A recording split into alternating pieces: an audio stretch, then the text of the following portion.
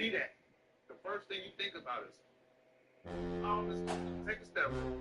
That's the first thing you think about. So you read a little bit beforehand, but he took his punishment on the chin like a big boy, and he was ready for this. And I ain't never heard of PD taking medicine. Like, damn, my ankle hurt, and takes take away the pain. I've never heard of that, so it was shocking.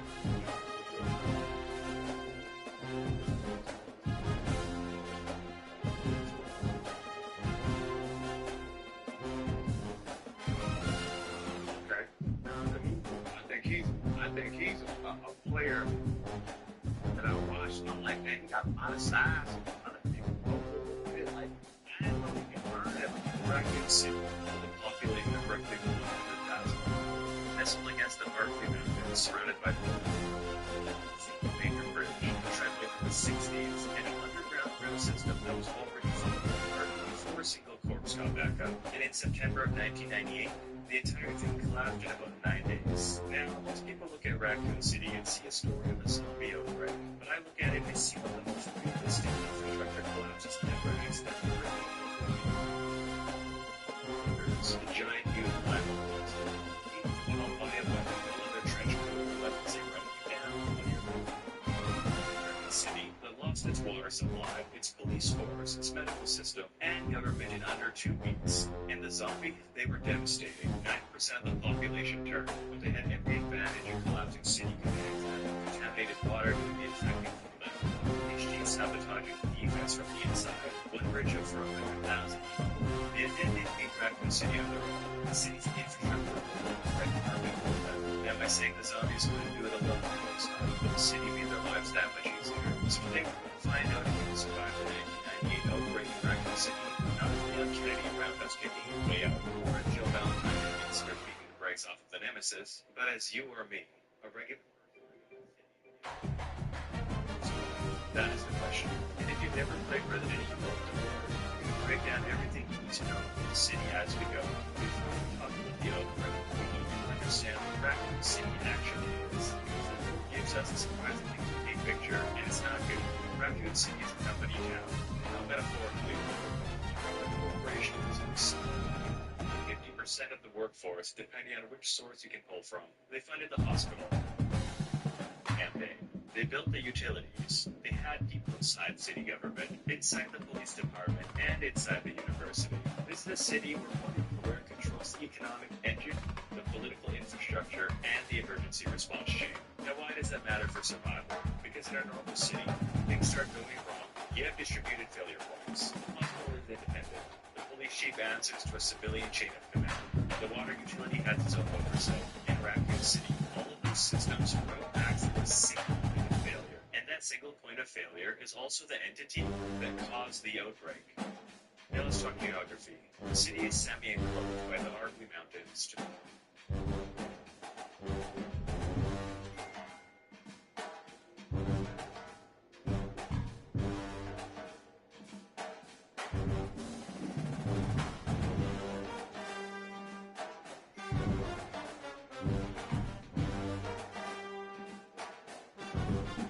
Forests on multiple sides. The river system runs through the city.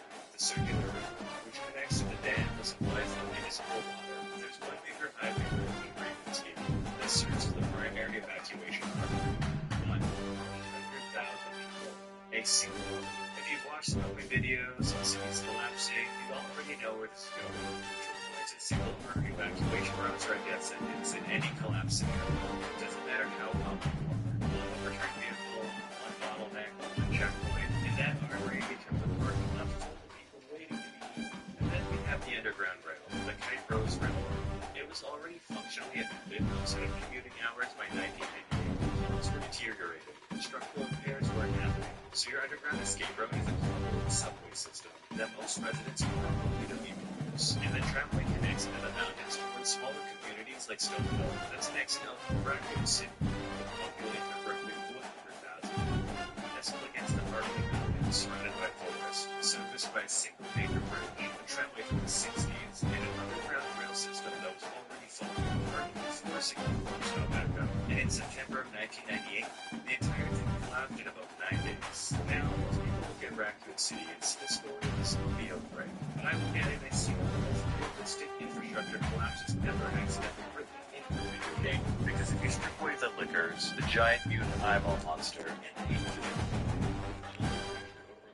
running you down, what you're left with is a mid-sized American city that was water supply. It's going to be schools. Dang, yeah, 99. What in the world? It is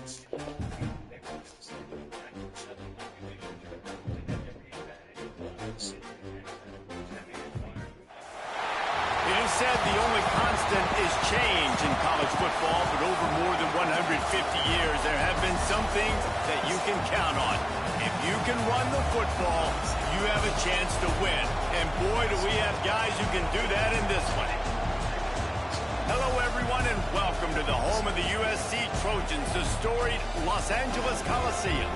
As we'll see a squad from the SEC, the Vanderbilt Commodores, taking on a team from the playoff a year ago, the USC Trojans.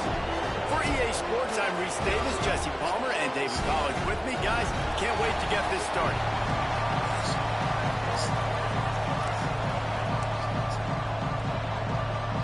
And the Commodores will get us started with the opening kickoff.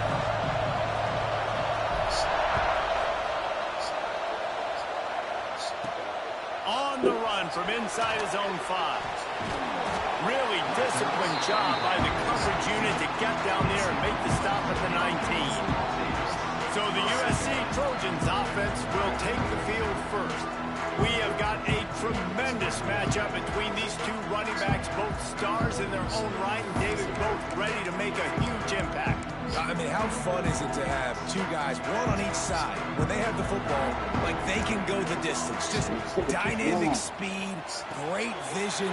These defenses are in trouble because these guys can touch it a bunch of different ways, and Palmer, they can hit home runs from anywhere on the field. And I think what makes them really unique too, David, is that they're very versatile guys. Both guys can run between the tackle box. They can take it outside. They can both catch the football as well. So no doubt the game plan for both offenses, feed the running back as many different ways as possible and just let him go to work. And the big tight end, a lot of times that's a bigger strike zone, a bigger dude, and you could tell they put the hit on him, and that ball came out, and it came to the turf. Nice job playing physical by this defense. And the Trojans will punt this one away. They'll have to punt for the first time this afternoon. Fields to punt and tries to help improve that field position. Returns like that are why you don't settle for the fair catch if you don't have to. Picks up just a little bit of yards to help out the Oaks. So the Vanderbilt Commodores offense will take the field for the first time. Hopefully we'll see a performance today like the one that this guy had last week when basically he just ran wild through the defense. He made that defense look silly. There he goes. Good pick up there. They'll move the chains and they're set up at the 41. Here's this offense with a fresh set of downs. They'll give it to him again. Not much working there. It'll be 2nd and 9. You definitely want to commit to the run game. You want to establish the run game. You want the defense to honor it. But if it doesn't work a little later down the road, you might think about airing that button out. This crowd, full throat, spreading the eardrums and letting him know it's going to be a long day. And maybe he'll get back to the line of scrimmage, but no more than that. Decibels rising as the crowd gets behind this defense on 3rd down. Trying to make magic on the scramble. They'll make the stop about a yard short of the 1st down. And that's a pretty good job by this defense. Like, they understand it's 3rd down. They understand the situation. They drop back. And I love the defensive back with vision on the quarterback. He sees it, right? He takes off the scramble. He's like, no. You're not getting this 1st down. Nice job coming up, making the tackle, and forcing the 4th down. With the catch, it's Duke. They stop him short of the marker, and they'll turn it over on down.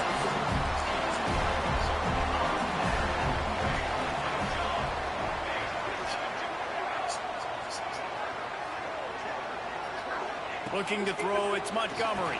It's picked off. The Heisman contender turns it over. Oh! Man, what a great break on the Yeah, he picked that off.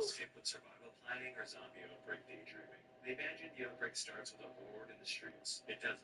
In Raccoon City, it starts with contamination flags. Nice job seeing it, squeezing. A lot of those defensive guys, man, they don't have great hands all the time, but you always remember your first interception. He'll always remember this moment. Defense there to make the stop after a pickup of 2 to the 30. That's a really good job by the defense, wrapping them up, getting them on the ground, take away that run game, make them one-dimensional, put them in passing situations. Really good job by the defense. Back to pass on second down. It's complete on the right side. They make the stop, but this passing game does some damage, and they move the sticks with the first down. Get the big-time receiver involved early in the game. That's a huge key for this offense, no matter who they're playing against. But you can see, with his size, with his ability after the catch, this guy is a weapon, and he's putting this defense on alert early. Pulls and fires complete. And he strides his way into the end zone. Touchdown, Vanderbilt. Timing and better execution, that is just what a quarterback and wide receiver need. And it's timing, it's route running, right? You got to be precise. You got to know exactly what yard you're running to. The quarterback receiver on the same page. That's why you get the touchdown. Getting ready for the extra point after the first score of the game. And the extra point is good, and it's 7-0. Fellas, one of the most meaningful games in college football is underway. West Virginia and Pitt in the backyard brawl, and we have a quick update. West Virginia managed to eke out the victory in a tighter-than-expected one.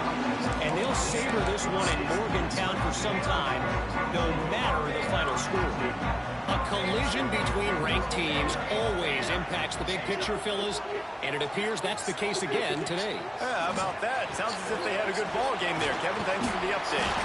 Out to the 36-yard line after gaining 10 on that one. Great job creating space. That's what you're supposed to do. When you get man coverage, you got to find a way. Issues, not just the zombies. The National Guard then deploys alongside remaining RPD officers to establish evacuation corridors. Some citizens get out in the early stages, but then the gates close. Ravens Gate Bridge gets a screening checkpoint, manned by umbrella soldiers. Traffic in and out is halted. The city is sealed completely. If you're still inside Raccoon City when the bridge closes, your survival probability just dropped off a cliff. By the 28th of September, roughly 90% of the population is estimated to be infected. So if you did make it this far, your chances of survival have already taken a massive dump. The police station, which was the last major holdout, is being overrun. Power infrastructure is down. Communications have degraded or severed. The water supply is thoroughly compromised. Sewage systems are backed up and no one to maintain that. This is the period where Resident Evil 2 and Resident Evil 3 take place. Leon and Claire arrive on the 29th of September and find a city that has already functionally ceased to exist. But Jill Valentine had already been fighting through it since the 20th of September. And then on October 1st, the U.S. government launches a thermonuclear missile and wipes Raccoon City off the face of the earth. The total timeline from sewer contamination to nuclear sterilization was just 9 days. Okay, so now you understand what we're working with here. Let's talk about you. Not Leon, not Jill. A regular person living in Raccoon City on September 1998. Maybe you work at a university. Maybe you're a line cook at one of the restaurants downtown. Or maybe you work at one of Umbrella's civilian-facing offices and you have no idea what happened 6 floors underground. So when do you need to make your move? And what does each window actually look like? Window 1 before September 22, that nobody believes the window. This is the best possible window, and the one almost nobody would use. The mounted incidents are public knowledge by this point, and STARS members have been trying to raise alarms. There are rumors into the city. Funny enough, you could probably beat the video game if you just went into that. It's in the chip first. Anyways, all right. Step, make it easy for your quarterback to read that leverage, and when he drags across the field, he can see he had him. He completes it for the first down. Back to pass, it's Montgomery. He's got the tight end. And a good job of coverage by that defense, just a short pickup. They're dealing with a second like and that. long. That throw and catch, a really good example of why coaches don't want a quarterback to get stuck on a particular target, isn't it, David? Yep, that's exactly right. Find the guy who's open, because you got so many guys that have so much speed that can do so much damage on the field. Find my matchup, get it to him, let him do the rest. He's got it down the middle. Didn't pick up a lot there, moved it forward just a few. Yeah, and tight ends aren't just line up and block guys. These guys are athletes. You line them up all over the field. And nowadays, you can start to feature them more and more in the passing game. Let's see what they've got on second down. Gets the back moving. They'll go to work in the air on second down. Unloads to the wideout. Finds space on the right. He'll work his way down to the 28. It's a really nice job out there making the catch. I feel like fans are always expecting one of these Trojan receivers to be in the conversation to be best in the country, right? Because of the success they've had in the past and certainly in more recent years. There's a lot of pressure to play that position now at the Coliseum and at USC. But this guy right here, he has been making his mark on this offense. Motion from the back. They just keep firing. Dumps it off in the flats.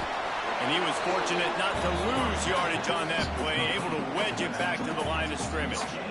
And that's a really good job by the defense, understanding leverage. I can't let that fast sucker get outside of me towards the sidelines. Nice job expanding with him and then going and making a tackle. One of the hardest things to do in football is tackle guys in the open field. Great job going and getting him on the ground. Phenomenal job by the defense that time, shutting down the option play. They knew they were going to see this in this game, and all week long in practice, they really focused on this assignment football, making sure the dive, the quarterback, the pitch, all taken away. Nowhere to go with the football that time. Just can't pull the trigger, and the quarterback is sacked at the 41. Both teams made no secret they wanted to target their big play receivers, and they've done just that in the first.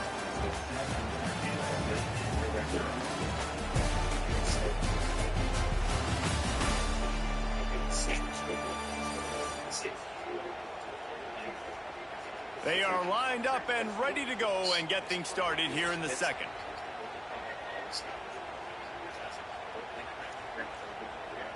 The Trojans will call on their punt team. This will be the second time they've had to kick it away. No up. By December 26th, the situation is visibly deteriorating. Police barricades go up. The RPD is trying to establish containment zone for their chief, Brian Hires, is on a borough's payroll and is actively sabotaging the response. He scatters officers, breaks eliminated defense positions, and hoard supplies. Let me say that again for the people in the back. The chief of police was deliberately undermining the emergency response during an active outbreak. So things weren't bad enough. Now we have a leadership problem cause the issues, not just the zombies. The National Guard then deploys alongside remaining RPD officers to establish evacuation corridors. Some citizens get out in the early stages, but then the gates close. Ravens Gate Bridge hits a screening checkpoint, manned by umbrella soldiers. Traffic in and out is halted, and the city is safe completely. If you're still inside Raccoon City when the bridge closes, your survival probability just dropped off a cliff. By the 28th of September, roughly 90% of the population is estimated to be infected. So if you did make it this far, your chances of survival have already taken up a massive dump. The police station, which was the last major holdout, is being overrun. Power infrastructure is failing. Communications have degraded or severed. The water supply is slowly compromised. Need to run it back as the ball goes out of bounds. Vanderbilt has it back and heading out to go on the attack. He stuck the last drive in the end zone. They'll try to follow suit here. Looking to pass. It's Pierre. Quickly complete. And just a short, safe pass play. They pick up a few. I like the decision by the quarterback here. Just get the ball out of your hands, get it to your playmaker. A lot of times he'll dance and make even bigger plays than he did here, but it was still a positive game. They'll run it out of the shotgun. Picks up the first down. And it is a good idea to gang tackle. First guy couldn't get him. Second guy finally did. It's got to feel good as an offense knowing that early in the drive you can turn around, hand it off, get a push up front, and go get positive yardage. To the air on first down. Got him in. It's Duke. Makes the grab, but not quite enough for the first down. But a good gain on that one. One of the things you love about this running back is not only off into our 20s. But here's the problem. Nothing in the city itself is gone. Your job is fine. Your apartment is fine. The grocery store is a star. If you pack your car and leave Raccoon City in August 1998, everyone you know thinks you're having a breakdown. You'd be leaving your job, your lease, your routines, based on some weird stories about dog attacks in the mountains. Realistically, maybe 5% of the population leaves during this window. Maybe even less. Alright, window 2, September 22 to 26. The something's wrong window. This is where things get interesting. Contamination has happened. People are getting sick. Hospital admissions are climbing. But the official narrative is still civil unrest or isolated incidents. News coverage is being controlled. Umbrella's managing information flow. If you're paying attention, and I mean really paying attention, not doom scrolling, actually tracking notice that the ER is overwhelmed. That your coworker, who called in sick 3 days ago, still isn't answering their phone. That there are more police vehicles on the street. That the grocery store shelves are getting thinner and thinner by the day. This is your realistic survival window. You don't need to know that the zombie virus making its way through the city. You just need to recognize that the systems you depend on are showing stress fractures. That's it. Hospitals over capacity. Police deployed in unusual numbers.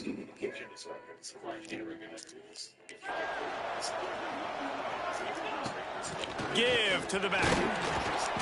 They bring him down, but not before he's able to pick up the first down. And this is a guy that can find you the hidden yardage. On that play, he just pushes the pile to get that first down. The Commodores have this offense rolling.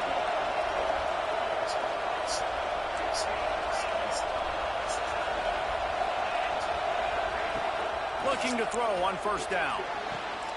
He'll grab the throw to the sideline and step out of bounds after picking up a few. This quarterback right now is in a groove, and he's doing a nice job in pre-snap. He's reading the coverage, and he's getting an idea of where he wants to go with the football. That's why the ball's coming out of his hands so quickly, and that's why he seems like he's in a great rhythm.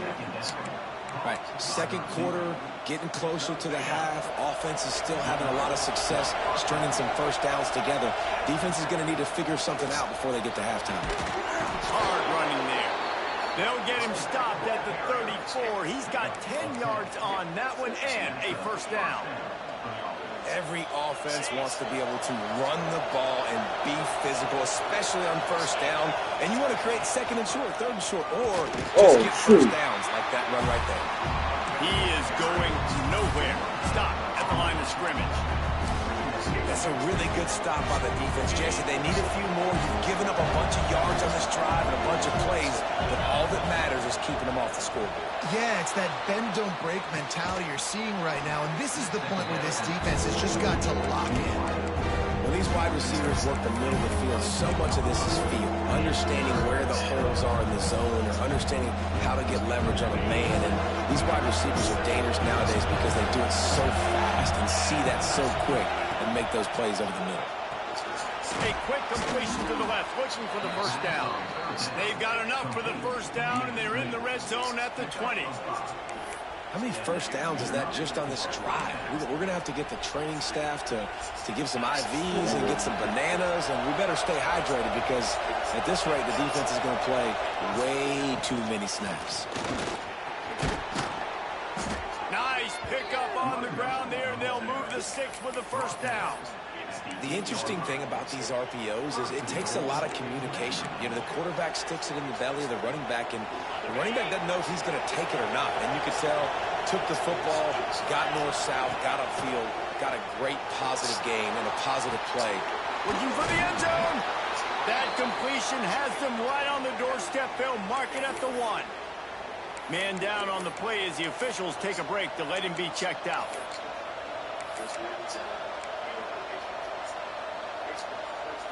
A very productive play on first down has now set us up with this second and goal. Trying to surge it in. And he takes it in for the score. Touchdown, Commodores. Man, this offense has started the season off so good. 1-0 a week ago, right? Now building on it again. Great job putting points on the board. It's still the first half, but this unit looks dialed in. The kickoff unit is out there, and boy, did that last drive quiet this crowd.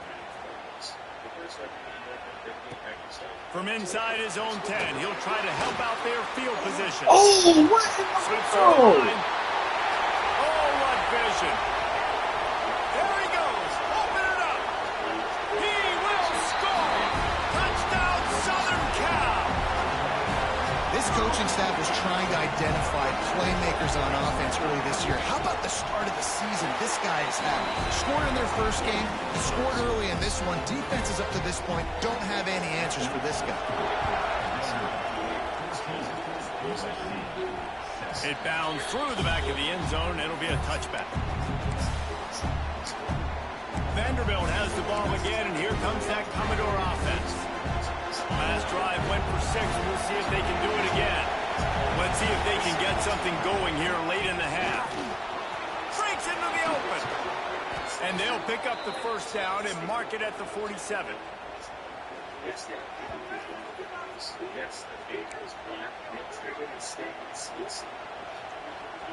Here's this offense with a fresh set of downs.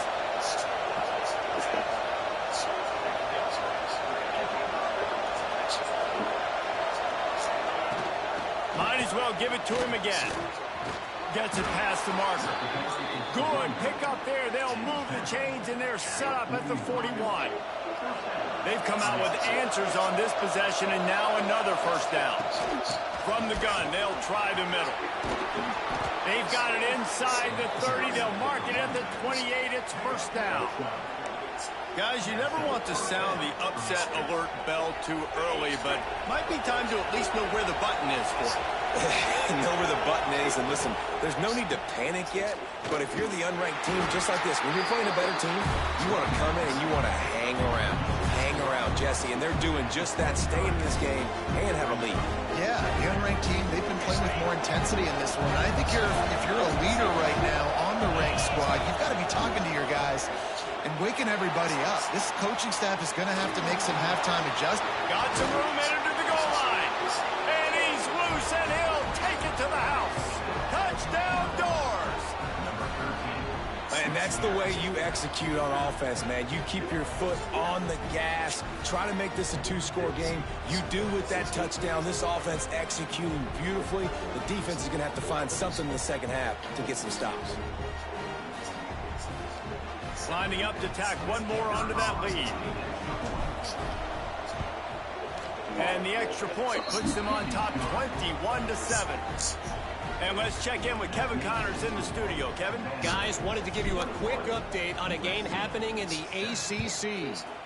Georgia Tech will need to mount a comeback, but those fans that were there when Calvin Johnson was a 2-time All-American know this game is not over. It's just a field goal game. They're trailing by 3 to Duke.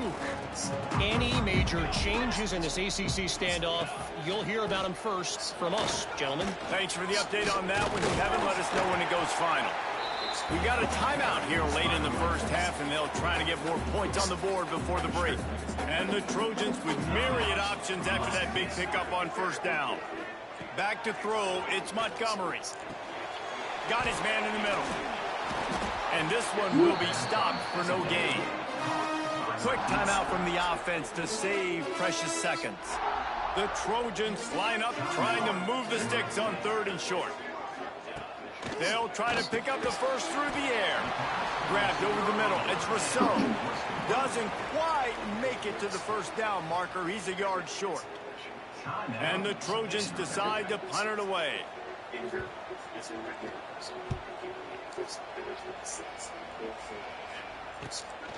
Makes the catch at the 30. Tries to find a little more running room on that return, but he'll be stopped at the 36. Vanderbilt has it back and heading out to go on the attack.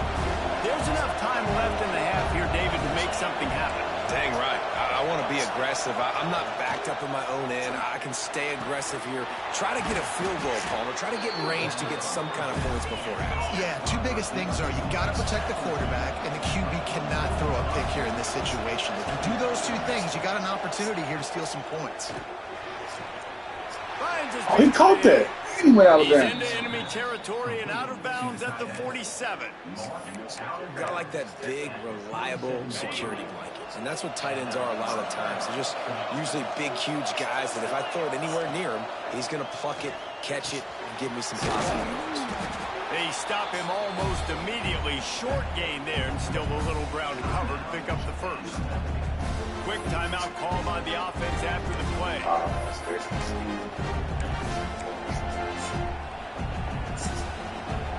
Just enough time to get off one final play in the half. Back to throw, and they've got to be aware of the clock. Can't find the receiver, and down goes the quarterback. A sack to punctuate this first half. The Trojans will kick it away to start the second half. He'll start the return inside his 5. He was looking for some running room, but not much to be found as he stopped at the 18. Vanderbilt has the ball again, and here comes that Commodore offense. If it's working, why change it? And that running game was working in the first half. I imagine we'll see a lot more of it here in the third quarter. And you just know the offensive line was telling their coordinator, put this on us. Let us continue to go out there, push these guys around. We can put this game on our back and end this thing by running the ball. And this is a manhood question for this defense. Like, as a defensive lineman, and you're pounding the rock, like, I got to physically rise to this challenge. This defense has to play more inspired and more physical in the second half. Halfway there on first down, it's 2nd and 5. To the air, it's Pierre. Makes the grab. Nowhere to run, nowhere to hide, only a place to be tackled immediately. And quarterback dropping back, understanding I'm getting zone coverage. All I got to do is be a little bit patient, manipulate that defense a little bit. My wide receiver runs that drag, and I get the first down. And the Commodores come to the line on 3rd and short, looking to keep this drive moving. That play just got wrecked. 3rd and 1, and they went backwards. Well, the defense was trailing going in at halftime, and I think they made some adjustments against the run. They want to slow this guy down. That's a really nice start to the second half if you're on defense. They'll try to quiet this crowd by moving the sticks on 4th down. He'll try to throw and pick up the first down. Quickly out. Oh, wow. He's not going to get there. Stop short on 4th down. This offense has it with really good field position. The give out of the gun. Got enough for the first down. Run out of bounds at about the 13-yard line, and that's where this offense will go back to work.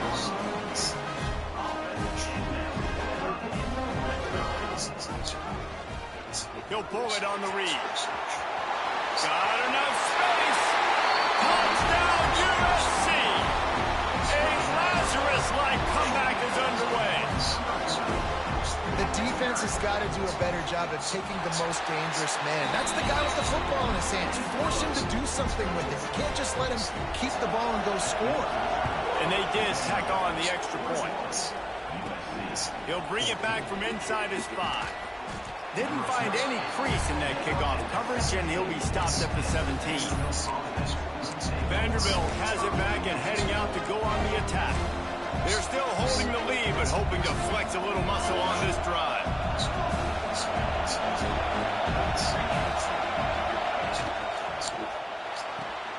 A quick pass to the left. Turning it on! He goes out of bounds, maybe a step shy of the 40. They're going to mark it at the 39, and a really nice pickup there. The Commodores, after ripping off that huge run, let's see if they can do it again. Running back searching for a hole.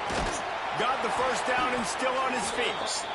And he's brought down after a nice gain. There's really no secret to it, David. When this guy's running well, this offense is so hard to stop. It opens up everything, and he's having a great day, showing you a little bit of everything, and this offense has got it rolling on the ground. Here they come, 1st and 10 from the 48. They'll ride the hot hand. This shouldn't be a surprise to anybody. If you've got the lead in the 3rd quarter and you want to keep it, you got to bleed the clock. Best way to do that, run the football. And you're now seeing this offense call these run plays back to back. They are trying to be physical, and they're trying to stay on the field. Complete. All down, but he has enough to move the chains. And the Commodores have it with a 1st and 10. To to the air. It's Pierre. Rushes on him. Got a man. It's Leon. He'll be pushed out of bounds at about the 33-yard line. My old coach said they never grow broke taking a profit. Take what's there, take the positive yards, and never complain. Looking for room. It's Duke. Got the first down. Looking for more. All down, but he has enough to move the chains. And you know what? The best third down offense is don't get the third down. Really good job by the offense running the football. You could tell the defense got caught a little bit off guard. Got a nice gain, popped one, got a first down. Who needs third downs if you can just pound it down their throat on second down? Really good job by everybody there. Well blocked, good run, and a first down. That's a big key for this offense. Now, you've got the lead here in the second half. You want to run the football, and you've got to just keep getting positive yards. You've got to keep the third downs manageable so you can stay on the field, bleed the clock. That's going to be the key for this offense and their team winning the game. The Commodores pounded the rock to move the sticks. Now back to work. Here's the handoff. And the defense holds firm. No pickup at all on that play. And that's why he is an All-American caliber player. He is just so physical and dominant against the run. He's able to shed blockers, use his athleticism, use his speed, get to the ball carrier and bring him down. Simply one of the best box defenders you're going to find in the entire country. He's all the way down to the 2-yard line. Just spectacular execution there. And the Commodores trying to cash it in on 1st and goal. Go straight ahead. They'll knock him down for a loss of a couple. Great play by the defense there, getting the tackle for loss. But on offense, your mindset has to be, we need to be the more physical team here in the second half. We've got the lead, third quarter. We want to run the ball. We've got to have more success getting on blocks and moving forward if we're going to win this game. That is a big win for this defense as they were right there as soon as he got the ball. 3rd and goal, and let's see if they can even operate in this noise. And he'll finish the run in the end zone. Touchdown, Vandy. Love the quick decision-making by the quarterback. It's not just who's the open guy and who am I throwing it to. It's also having that clock, David, in your head that says, if no one's open and I'm down near the red zone, I'm taking off now and I'm using my athleticism and I'm getting a score. Yeah, you love the decision-making. I hate the defense. Why are we dropping back so far in the end zone? We got to keep eyes on this QB. We know he can take off. We know he can make plays. The field shrinks, man. You got to expect that's coming. Not very good defense. Here's the return from inside his 10. Buys just enough space to cross the 25. Let's mark it at the 27-yard line. This drive will start at their own 27-yard line. The give to the left. They'll knock him down for a loss of a couple. Man, the momentum is squarely on their side right now. It's starting to feel like they're running away with this one. They scored a touchdown their last time out. Now on this drive here in the third quarter, the defense makes a massive play against the run, creating a negative play. They've got the opponent going backwards. And maybe he'll get back to the line of scrimmage, but no more than that. Nice job, defense. You always hear people talk about tackling the catch. You saw it right there. There was nowhere for that receiver to go once he had possession. As a result, no gain. Makes the catch. It's Reese. They'll make the stop about a yard short of the first down. Referee signals timeout as the defense wanting to make sure that they have everything just right with a big play coming. Hunt is on its way. He couldn't find much running room there. Didn't get a lot of blocking, and he'll step out of bounds.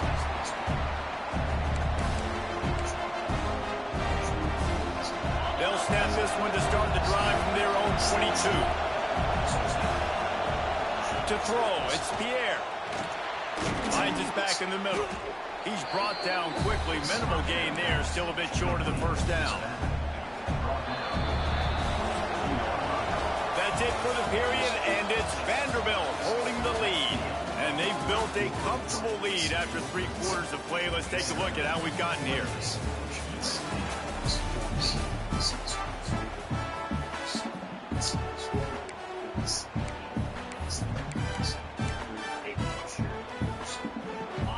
final period starts with a second down play. Looking to fire.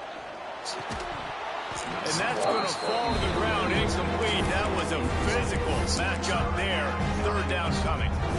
Really good coverage by this defense. They were aware of everyone on the field and including the running back. A lot of times those guys get lost in the shuffle, but they saw him. They knew the ball was going to him. They braked on it, did a good job, and got in his face just enough to cause him to lose some focus and drop that football. Well, this defense has given up some big plays in this game so far, but they've got a lot of talent on that side of the football. Someone has to step up here, make a play, get a stop, and put their team in a position to win. Stuffed almost in his tracks, but strong enough to pick up 1 to the 35. Didn't get much on first down. It's 2nd and 9. He's got him. Good pickup, a little bit short of sticks. This offense is not letting up, guys. They've got a lead here late, and they are still taking shots. They're still looking for explosive plays. This defense just has not had an answer here all game long. They'll try to get the first through the air. Caught near the sticks. It's beyond. Found enough room to get it into enemy territory. They're down at the 43-yard line. The Commodores are flying down the field. On the move, it's Clark. An explosive play in the running game as he's got the first down. I think you have to like what you see if you're the coaching staff here. Your offense is on the field, and it looks like you got a pretty good drive going, and you're just going to try and keep this thing marching, keep the clock ticking. You've got a really nice lead here late. Just want to find ways to keep the chains moving. They're doing it. Noses ahead to the 30-yard line to pick up a 1. At this point of the game, the offense has the lead, and the offensive coordinator knows they want to keep running the football. So he's going back, he's looking at his playlist, and he's saying, which runs work the best for me in this game? What can I lean on right here to make sure we win this one? They'll run it. They want to take their time here. And they'll stop him just short of the first down, just inches away from moving the sticks. One of the things you love about this running back is his physicality. He's got great size, and because of that, he can wear defenses. Oh, it's out! It's as if that ball had a magnet going back to the offense. How in the world did they keep it? Quick timeout called by the defense, stopping the clock to save as much time as possible for their offense. They already have a comfortable lead up by multiple possessions, but they're going to go for it here on fourth down. Has to get there to move the sticks. Timeout called there by the defense, desperate to get the ball back and save as much time as possible. Well, if at first you don't succeed, try again. This offense was 0 for 2 in their 2 first fourth down opportunities. They finally get one here to keep this drive alive. Looks as if we have an injury on that last play, and we'll take a break to check him out.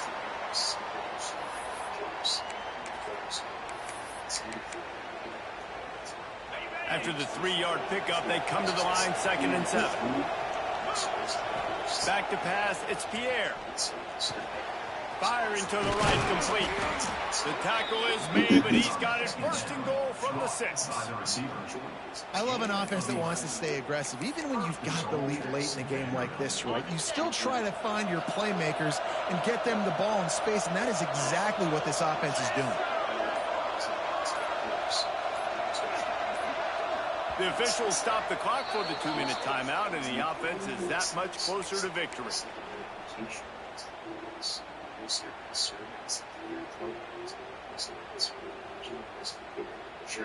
And the Commodores trying to get a touchdown on 1st and goal.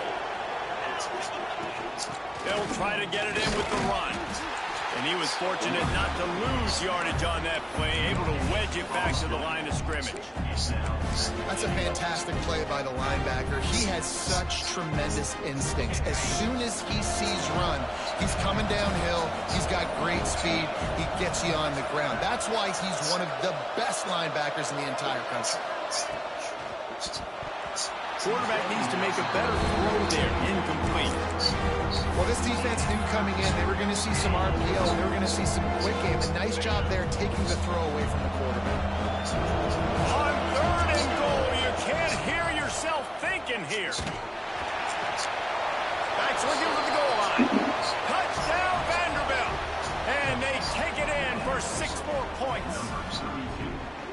got to say, the mental toughness that this team is showing early this season is real impressive. And going down the field and scoring on that last possession, putting themselves in position here to go 2-0, they're answering the bell. This team has leadership on both sides of the ball. Very, very impressive. From inside the 10, here he comes. Just never had a chance to shake loose, and he'll be brought down at the 24. And guys, USC has the ball back and sending the offense onto the field. This has been a really disappointing performance, David, no question about that, but they can find some positives. Yeah, and every time you watch the tape, you know, Jesse, coaches are pointing out, look at this. This was open if we'd have just ran the... He's looking deep. Intercepted. Big play stops the drive. Trying to take it back. That's the way this defense wanted to wrap it up. Make a play themselves, finish off the game, and the offense can nail it out from here. This is a beautiful situation for the defense. When you're up by 2+ scores and you're in this situation, you know exactly what is coming. It's going to be a pass. They have to because the clock is their enemy. Great job playing pass, forcing the interception, almost putting the nail in the coffin. Stopped after a good pickup, and he'll be just a tad short of the first down. Dropping back, it's Pierre. They'll run the screen. They'll make the stop, but not before they use the screen beautifully and pick up the first down. The Commodores racing to the line in the hurry-up.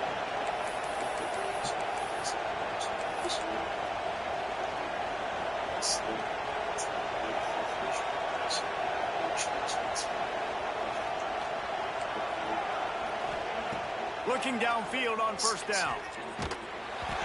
Can't find his man as he took a shot trying to deliver that football, and it'll be second down. And how about this offense? They're not worried about the clock. They're not worried about the score. They're not worried about early and down. Still trying to execute their offense. Still trying to make big plays, and they've had a great day so far. How much lingerie is this guy going to leave on the deck as he gets it down to the 25? They get the timeout call with 7 seconds left on the clock. And the Commodores are at the line looking to convert on 3rd and short.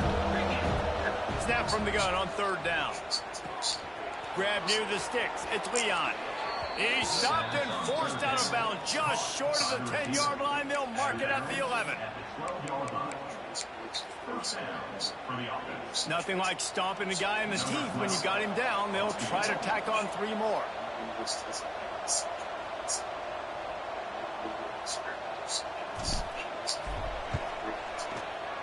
And they didn't need the extra points, but maybe just a chance to stick it to them right here a little bit at the end. Guys, this is a story we see every single year in college football. Ranked teams losing to unranked opponents. Whatever the reason, it adds to the flavor of a season. It's so good because we all love the upsets. And then if you're the team that got that ranked win, Jesse, you start to build your resume, start to build some momentum. So this squad got a good win today. They sure did. They put the rest of college football on alert with that huge win. And for the team losing, they've now got to be able to turn the page. They got to go back, do some soul searching, because they're a much better team than what they showed today. That's going to do it from here. For David Pollack and Jesse Palmer, I'm Reese Davis, and you've been watching another presentation of EA Sports College Football.